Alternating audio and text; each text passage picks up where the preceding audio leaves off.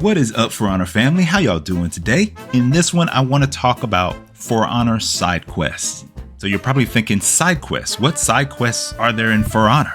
Well, there isn't, but there is at the same time. It's all in your mind. So I'm going to let you know some things that you can do, especially after you complete story mode, because you get in there, you go after story mode, you complete story mode, let's say on normal or easy or whatever. And then what do you do next?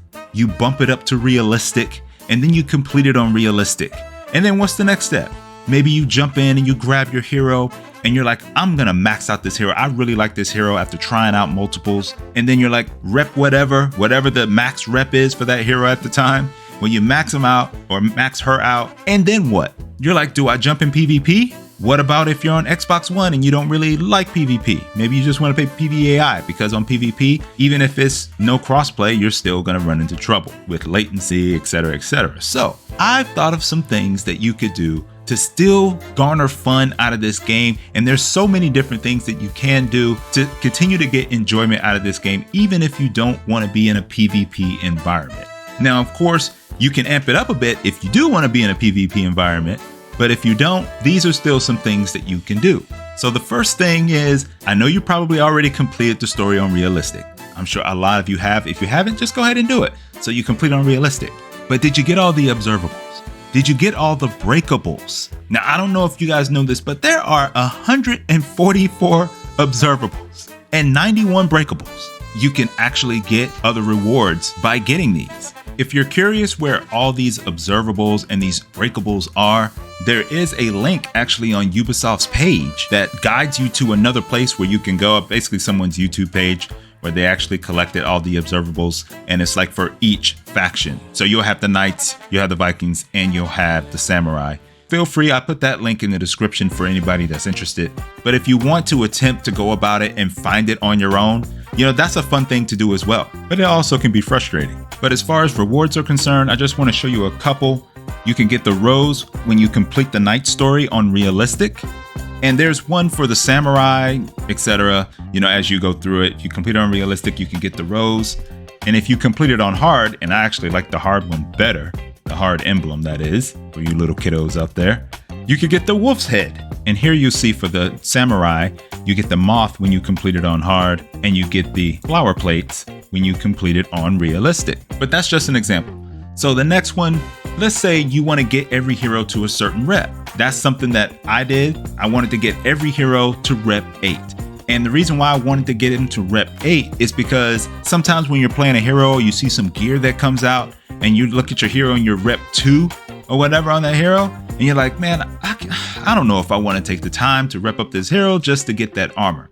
Well, now if you just take the time, little by little, build up these heroes. Whenever they're doing one of these hero fests, go ahead and play the hero. Go ahead and rep them up a rep. That's one less rep that you got to worry about. And pretty soon, you'll be able to get every hero to rep 8. And once you get them to rep 8, then if some legendary gear comes out that's not a reskin that you hate or anything like that, then you'll be good to go. And you'll have an opportunity to get it. Getting every hero to a certain rep is a good practice, and it's a good side quest. Another thing For Honor has that I think is a good side quest is the core challenges as well as the achievements.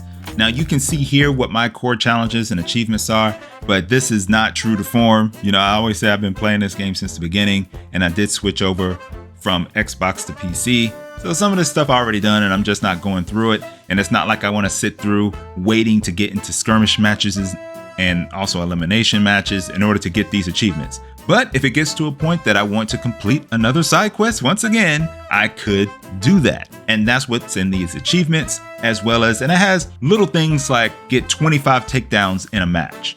Now, of course, while that's hard if you're doing Dominion, it's a little easier, and I say a little easier, it's still not easy to do, but it's more possible in Breach. So core challenges and achievements is another side quest that you can do if you just want to keep some interest level in the game. Now let's talk about another side quest in arcade mode and random quest. it's quite possible you don't have all of the required rewards for your maxed out hero or even another hero, and you already have story mode done and your favorite heroes are max rep, so this gives you something else that you can collect. I think one of the best ones that they have, and I would say the best effect that you can get from the random quest, is probably the Crimson Conquest. And that was, funny, it was one of the original ones and one of the first ones that you could get, and now it seems like they've either altered it because it takes me, for some reason it's taking me longer to get that for the newer heroes than it took me to get it for the older heroes before. But either way, there's plenty of rewards that you can get from here, different effects that you can help accent your fashion, and it's side quest worthy.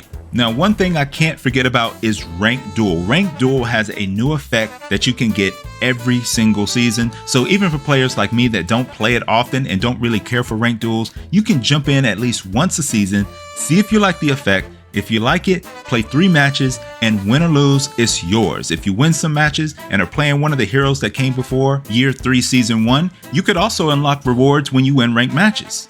Because I don't know if you guys realize that any heroes that came, I guess, before Blackbriar, because Blackbriar was Year 3 Season 1, all the heroes before that point have ranked rewards.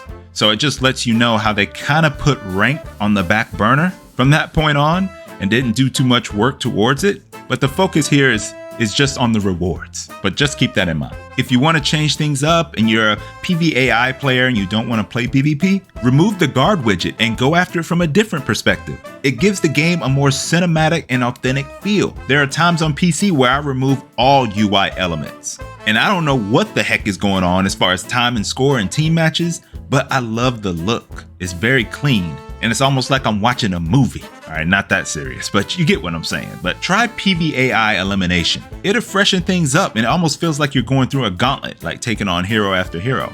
It's good to get a different flavor. And if you really want to get crazy side questy with it, jump in a custom match and start seeking out and searching for those spots you can explore in For Honor that you didn't even know you could. You know, those areas in the map where you could be walking and next thing you know, you drop down and you're underneath the cabin or something like that. And then you start walking around. And of course, if you walk in certain spots, you could fall and end up dead, and then you'll have to come back.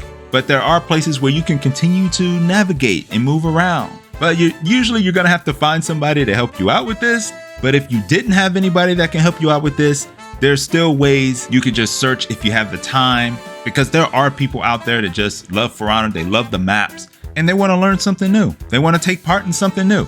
So you could just jump in a custom match and go search, go seek. It's something I did, but I couldn't have done it without the help of others, because that is not something that I usually do. But it still was quite interesting. And I've seen other folks do it as well. I've seen other players do it. So just give it a shot. But that's just a few examples of side quests that you can do in For Honor to try to keep things interesting. And you don't really have to jump in a PvP match to do it, especially for those that love the PvAI experience, except for Ranked Duel. But if you have any other ideas for side quests, please jump in the comments. Let people know. Let us all hear about them, because I'm sure I didn't list them all here. I didn't list all the ways that you can capture rewards or gain a new experience by playing the game. So make sure you mention it in the comments. Thank you guys for watching this, and I'll catch y'all on the next one. Peace. Stick close to the wall. Ah, I fell!